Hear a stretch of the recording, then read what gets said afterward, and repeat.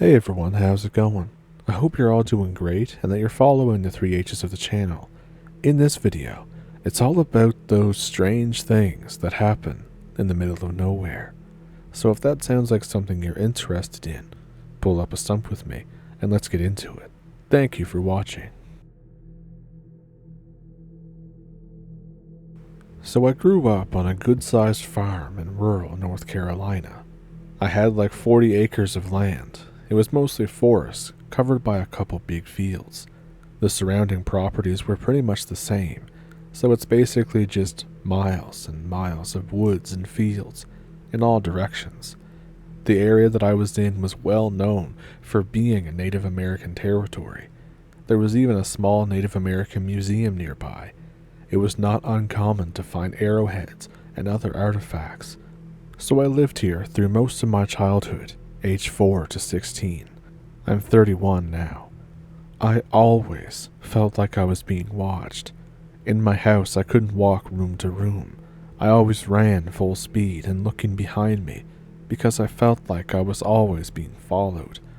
I had a number of odd events go down while I lived there. I would regularly see random people walking into and out of the woods, which was again miles and miles of nothing. I'd explored all of our property and a bit of the surrounding area, so I had no idea where these random people were coming from or where they were going to. It was just really bizarre. So here's one story. Note that in this story I wasn't aware of all the Native American stuff in the area, and I knew nothing of poltergeists or cryptids or the like. Note, I also have a near photographic memory, which is why I remember some weird obscure details. So when this happened, I was 10 or maybe a little older. We had several quads and I would ride them around pretty much daily. I would often ride around with my pellet gun, shooting at random shit for fun and exploring. This was before everyone had cell phones, by the way. We had a small deer plot at the bottom of this steep hill and a shooting lane leading to it. I regularly would park at the top of this hill and watch the wildlife. Occasionally I would shoot at birds or whatever, but I rarely, if ever, hit anything. There was this big half-buried rock that I parked my quad on to keep it from rolling down the hill. I was doing the above activity one afternoon. It was broad daylight. Everything was normal as could be. I was parked on the rock, watching the birds, rabbits, squirrels, through a scope on my pellet gun. It was super cool. I felt like I was in National Geographic. So suddenly, everything goes dead silent. Like the kind of silence where all you hear is the blood pumping through your ears. And I feel every single hair on my body stand on end. I'm looking around, looking for a source. This has never happened before. I don't know what I'm feeling. The animals that I've been watching were frozen. They didn't run off. They were just frozen in place. Suddenly, I hear slow, heavy breathing coming from right behind me and what sounds like a momentary deep quiet growl. I freeze. It felt like that the air had become electric, like the same feeling when you used to go down those plastic slides in McDonald's. I was overcome with pure dread, and I felt tears welling up. I slowly turned around, expecting to see a mountain lion or something worse. I was thinking that I was only moments away from death. I could still hear the breathing right the hell in front of me, 4 feet away. But there's nothing there. There's absolutely effing nothing there. My eyes are darting around, trying to find something to grab onto. Every cell in my body was saying to get the hell out of there, to run, get on the quad, do something. But I was afraid if I moved, I would be attacked. In that moment, I suddenly heard my mom. It sounded like she was calling my name from way off in the distance, but I couldn't tell which direction. I finally grew some balls, and I started the quad, and I took off at full speed, throwing my pellet gun on the ground. I remember the gun landing barrel first and thinking that my dad was going to be pissed as hell if he found out, because he told me to never let dirt in the barrel. Anyways, I thought I was about to die. It seemed like a good trade, my dad being pissed off, but me still being alive. I absolutely fly at top speed back to the house, burst into the house and ask my mom what she wanted. She looks confused. She says that she never called my name. She didn't know that I left the backyard. I was absolutely mind blown by all of this. It took weeks before I even went outside again. For years, I never told anyone about that. I'm sort of on the spectrum of autism, so I just never really understood what it was that happened.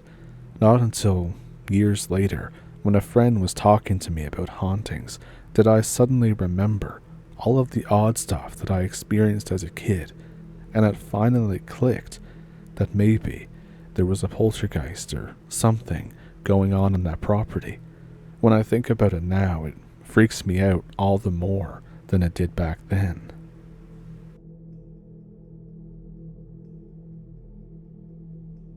So when I was 19, I worked a regular job, and that's the word I'll use to be nice instead of dead-end job that I hated. But this was in western North Carolina, and I've lived there my whole life. My county borders Tennessee, so the view from my door is the Blue Ridge Mountains. Now, despite all of this, I was never much of a nature person.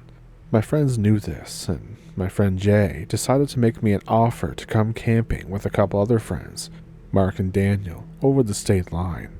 He said that he knew a perfect, quote, undiscovered spot on the west side of Rowan Mountain. I was nervous about camping out of state, but I wasn't going to wuss out in front of the boys. I agreed to go. A month goes by while we all request time off work and to get our gear together. My whole family are gun people. Me, not so much, but they insisted that I bring something, so I ended up taking my dad's AR-12 and a 10-round mag. I figured that this was going to be enough to take down anything that moves that was trying to get at our campsite. So the day of finally arrives. We all pile into my CRV and drive for maybe 45 minutes. We pass Rowan Mountain and we're heading in the direction of Cherokee National Forest, and Jay points out a spot on the side of the road. I pull over, but it's not much more than just a dark gap in the trees. He says, "That's the spot. Head through that gap." I was honestly more concerned about the damage it was going to do to my paint job rather than an unmarked trail. I drove for at least 10 minutes through the shittiest, twistiest mountain dirt road I've ever experienced. It was barely wide enough to not take out my mirrors. The path comes to an abrupt stop in the middle of a small clearing. I end up skidding to a stop. Thank God for good brakes and tires. I hop out of the car. Jay says something about leaving the car here and says that we have to walk the rest of the way. My internal thoughts were, Jay, what the hell? But we eventually get to our campsite, and Daniel is our survivalist kind of guy in the group, so he starts a fire. The wind picks up, delaying our fire, and for a second, I smelled something nasty, like rot. Growing up near the woods, I'm not unfamiliar with the smell of death. I mention this to Jay, and he says that it's probably just a dead deer. You'd be surprised at the amount of asshole hunters out here who will shoot a deer and just not go after it. I couldn't help but picturing a bear that got into something. We don't really have wolves here as far as I know, but the black bears can get pretty big, and they're not exactly scared of humans. So we eventually get the fire going, and we finish setting up. Jay and Daniel have their tents up. Mark and I are set up in our hammocks. My watch says it's around 6 p.m. We dragged out some smaller logs to sit around the fire, and Daniel busted out a camp stove, and we're all in the middle of figuring out what to eat when the wind picks up again, and that smell, that rot smell, comes back way stronger with the wind. We lose our appetites almost instantly. I ask, how close is that damn deer? But all the others are just looking into the tree line, just scanning back and forth. The smell is getting stronger, and the hair on the back of my neck stands up. Jay stands up and pulls the hatchet that we use for firewood out of the log and starts walking to the tree line. We're kind of freaking out, telling him to come back, but he just says that he has to check on something. About 5 feet past the trees, we lose sight of him, but we can still hear the leaves and branches crunching as he walks. Maybe a minute later, all the sound stops as a light snow begins to fall. This goes on for about 5 minutes, and after exchanging glances, Mark and Daniel and I grab the shotgun and we start calling out for Jay. The only sound is our own voices for a while, and then I slowly start to hear crunching in the underbrush again, but coming from the direction of my car, not where Jay went into the trees.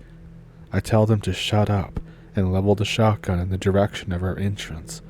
Clicking the safety off, I call out, "Jay, is that you?" The crunching is getting louder and closer, like someone was picking up speed. This AR-12 has a pretty strong light attached to the foregrip, so I flick it on. I see Jay running with his head down, running like he was about to fall over. I re-engage the safety. I call out to him, "Jay, what the hell, man? Where were you?" He doesn't look up, but he does keep coming our way, stumbling and falling into the clearing a few seconds later. He's missing his jacket and the hatchet, and he's got a big tear in the back of his shirt. We pick him up and guide him to the side of the fire, looking at each other nervously and waiting for him to speak. I kneel down and put my hand on his shoulder. He flinches. He finally opens his mouth when I ask him again what happened out there, and just says, "Is that you?" I was so confused by what he said that I didn't realize that Daniel and Mark had started backing up. I said again, "What the hell happened out there, Jay? Where's the hatchet?" He looks down at his hands for a few seconds, wiggling his fingers, and then glances back up to me. He looks me dead in the eyes and just mumbles, "Where's the hatchet? What the hell, man?" He then bolts straight up, says, "Hatchet," and walks back into the tree line, the same way he did the first time. Only when he's leaving do I notice something bizarre. Through the tear in his shirt, I can see his back, his bare back. Daniel looks at me and says, "Did you see the—" I said, "The tattoo?" "Yeah, I saw." The previous summer, Jay had gotten a full back tattoo in honor of a girl that he has since left. I remember it so vividly because we spent days trying to talk him out of it and saying what a stupid idea it was. I notice I haven't heard him walking through the brush like earlier, so I flip my light on, pointing it towards where he walked into the trees. He's just standing there, maybe 10 feet from where he went in, his head down, and he's kind of shaking, not like a cold shiver, but a shake like a tweaker would do, someone who's in withdrawals. I click the safety off my shotgun and chamber around. I watch him put his hand on a tree, leaning his weight on one arm, and I swear it looked like he was stretching. The wind picked up again, carrying a light flurry of snow. The rot smell was back, 10 times worse than before. When the snow cleared, Jay was gone. I felt a sense of dread creeping over me, so I backed up toward the fire. Daniel and Mark are in full panic mode, saying that they saw something in the trees. I begin to notice that the crunching has returned and is now circling our camp. Whatever it is, has to be doing so at a full sprint. During the panic, I hear a voice from what sounded like 20 feet above us. It said, "Is that you? What the hell, man?" I swing the light up to see nothing but light snowfall, and immediately after, I hear a laughter echo from all directions at once. It honestly sounded like 20 or 30 people all harmonizing with laughter, if that makes any sense. A tree branch behind me snaps loudly, and I spin around and unload a slug into a tree. The laughter returns, but it's from the other side of the camp. As I turn, I notice that I'm now alone in the clearing. Daniel and Mark have just vanished without a sound. I'm really freaking out now. I just think, I'm done with this. I'm out. F all of this. F the supplies. I grab my pack, sling it onto my back, and begin booking it towards where my car was. It was a 10-minute walk back to camp, so it should have been way shorter at a full sprint.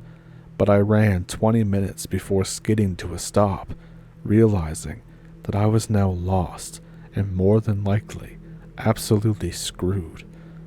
I noticed that I haven't heard any noises other than my own breathing and footsteps. Almost as soon as I start to take in deep breaths, the rot smell comes back in full force. I gag more than once, but thankfully, I avoid throwing up. I hear a very quiet crunch about 40 feet from where I came, and then a voice calls out, "Did you see the tattoo?" "Yeah, I saw." If I wasn't panicking before, I am now. It sounded like two people talking at once, and this time, I recognized it as my conversation with Daniel. I'm 100% convinced now that whatever is out there is not human. I summon the courage to stand and shine my light into the forest again. Just a few small trees, swaying lightly. As I start to move the light away, I notice one of the trees inch forwards. I spin the light back, still swaying, ever so slightly. I think to myself, am I losing it? And then I realize, wait, those aren't trees. I pan the light up, and those small trees come together, and I see that whatever this is insanely tall, like 12 feet at a minimum. It looks like cracked bark with dark fur sticking out of the cracks. I can't see any extremities. They stretch outside of the range of my light. Something that looks like its head leans down toward me, and I point the light at it. Its face is completely featureless, but I watch as the bark cracks and spreads, revealing a wide mouth with no visible teeth. Out of reflex and sheer panic, I fire 2 rounds at it, and blowing off the top third of its head. But this doesn't kill it. It only seems to piss it off.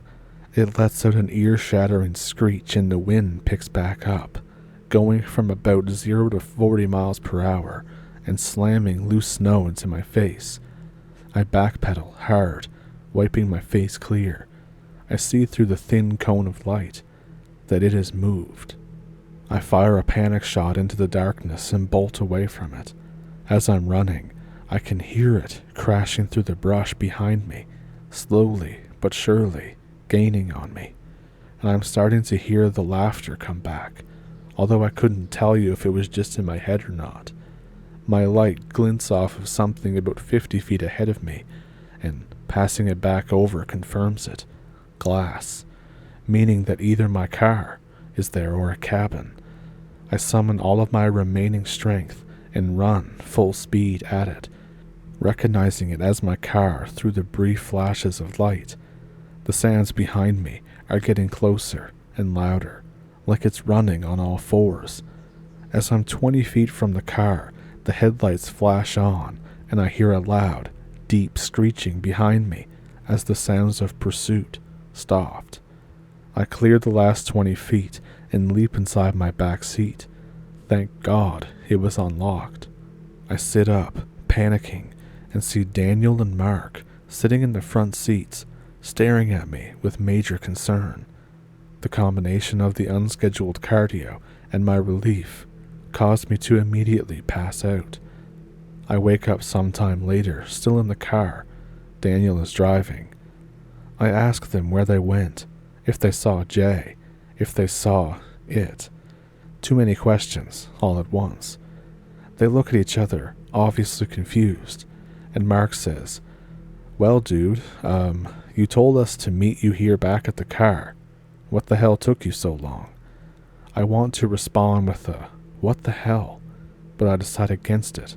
I apologize instead. We get all the way back home before I ask about Jay. They exchange another look, and Daniel says, "Are you feeling all right? You told us that you saw his body out there." I kinda shake my head and say, "Oh, right." I get a call a week later from a Carter County sheriff saying that they found Jay. They found him passed out with minor frostbite on the shore of Miller Lake, which was roughly 7 miles south-southwest of our campsite. We all went to visit Jay in the hospital to find him in some kind of coma, which we didn't know if he was ever going to come out of. But then we get a call one morning that Jay was missing from his room. They said security cameras show him waking up, looking very confused, and checking himself out, and then hopping into a cab.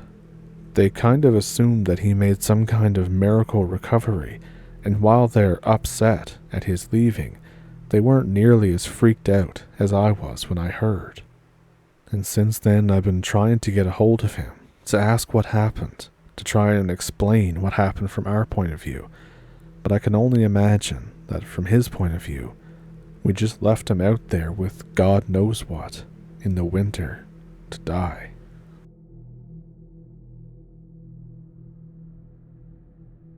And before I go, I would like to tell this story that somebody told me a long time ago. It's been so long that I can't even remember what year it was. And I don't have any kind of notes in front of me, so I'm just going to wing it and try to make the story make sense. So anyways, this is the same topic as the video. It was a story that happens in the middle of nowhere. And the people that this happened to live in a rural area like myself, and they had a game when they were younger, because I'm similar in age to them. They had a game when they were younger. Him and his older brother had a game called Zombie. Basically, they would turn off the lights in the hallway and into their rooms, which were adjacent, and they would kind of pick one guy to be the zombie. They'd shamble around and make grunts and stuff in the dark. The purpose of the game was that the other person would either try to escape the zombie or had to hide for a certain amount of time, and then they would switch. And if you're out here thinking that that's a weird game, when you live in a rural area, you kind of got to make your own fun. Sometimes it's with your family, sometimes it's with yourself. You find fun ways to pass the day. Your imagination really kind of comes into its own, in my opinion, in an area like this. So anyways, that game is all well and good, but one night, I think it may have been in September or October, it was when school had just went back into session for the fall semester, and he told me that they were at home, and his parents had gone out to the store or something, and where they live, the store is about a half hour away, 25 minutes if you speed, and so when they were gone, he was playing a game. He was playing Game Boy, I think, and he had to go get a drink of water because he was thirsty. So he gets up out of the bed. He opens his door and goes to go down the hallway. Now, to go down the hallway, for him, he had to go past his brother's room. And while he was doing that, in the dark, he could hear the grunting and stuff. So he thought that his brother was just being funny and like, "Oh, I'm the zombie coming to get you." And then he even saw his brother, like, in the hallway, blocking his path. So they made it like a game to try and get around him without being tagged or whatever they were doing. And after some time, he manages to do this. And after he got by him and got down the stairs, his brother was still following him, which usually isn't part of the rules. So he said, "Okay, I got by you, that's the end of the game. I don't want to play right now. I just want to get a drink of water." And then, as he's getting a drink of water and drinking it in the kitchen, he sees his parents drive in, and his brother is in the back seat. He didn't know it, but his brother had went with his parents to the store, and to that day that he told me, he was very disturbed by it. He didn't know if there was somebody else in his house, or if it was like a poltergeist of some sort, or what was going on. But I agree with him. I would be very disturbed if that happened to me too, because just what the hell was in the hallway that looked like his brother, sounded like his brother, and tried to chase him. But yeah, I thought I would include that at the end. So if any of these encounters stuck out to you, let me know which one it was down in the comments. If you have one of your own, I have an email in the description that you can send them to if you'd like to. And if you would like to support the channel, there's a PayPal and a Patreon link in the description as well. And here on YouTube, there's super thanks and memberships. And with all of that, I think that I'll see you in the next one. Thank you for pulling up a stump with me, and thank you for watching. Have a good week.